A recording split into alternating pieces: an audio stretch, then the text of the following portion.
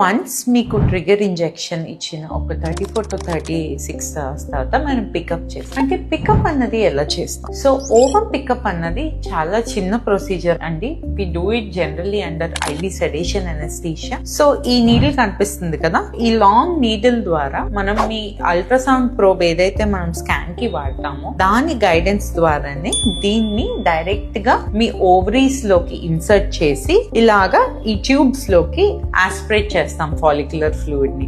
అలా ఆస్పిరేట్ చేసిన follicular fluid నుంచి మనం ఎగ్స్ కలెక్ట్ చేసి ఎగ్ ని స్పర్మ్ ని కలిపేలా చేసి ఎగ్స్ ఇచ్చేస్తాం అనమాట. సో దీనిలో ఏం చేస్తామంటే మనమే ఎగ్ ని పట్టుకొని మనమే స్పర్మ్ ని పట్టుకొని మైక్రో మ్యానిపులేటర్ ద్వారా స్పర్మ్ ని ఎగ్ లోకి ఇంజెక్ట్ చేస్తాం.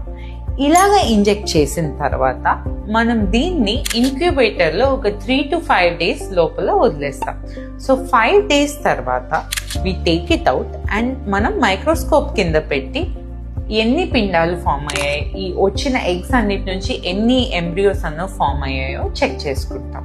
మనం ఎంబ్రియో ట్రాన్స్ఫర్ ప్లాన్ చేసుకుంటున్నప్పుడు ఏం చేస్తాము అంటే మీ గర్భసంచి ఒక పొరని మనము పెద్దదయ్యేలా చేస్తాం. సో అది పెరిగి ఒక 8 mm సైజ్ కి వచ్చే వరకు వెయిట్ చేసి దానికి బాగా రక్త ప్రసావం అందేలా చేసి వన్స్ అది ట్రిపుల్ లైన్ గా బాగా ఉన్నప్పుడు మనం ప్రొజెస్ట్రాన్ స్టార్ట్ చేసిన day 4 or day 6 depending on మన ఎంబ్రియో స్టేటస్ బట్టి మనము ఎంబ్రియో ట్రాన్స్ఫర్ చేస్తాం. ఎంబ్రియో ట్రాన్స్ఫర్ అన్నది ఇలాంటి చిన్న క్యాథెటర్ తో చేస్తాం. So it is a very soft catheter.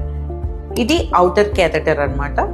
ఈ అవుటర్ క్యాథెటర్ ని మనము గర్భసంచి ముఖద్వారం నుంచి చిన్న ఇంటర్నల్ ఆస్ అని వరకు మనం ఈ బల్బ్ ని పట్టుకుని వెళ్ళి అప్పుడు దీనిలోకి మనం ఎంబ్రియోస్ అన్నవి లోడ్ చేసుకుంటాం.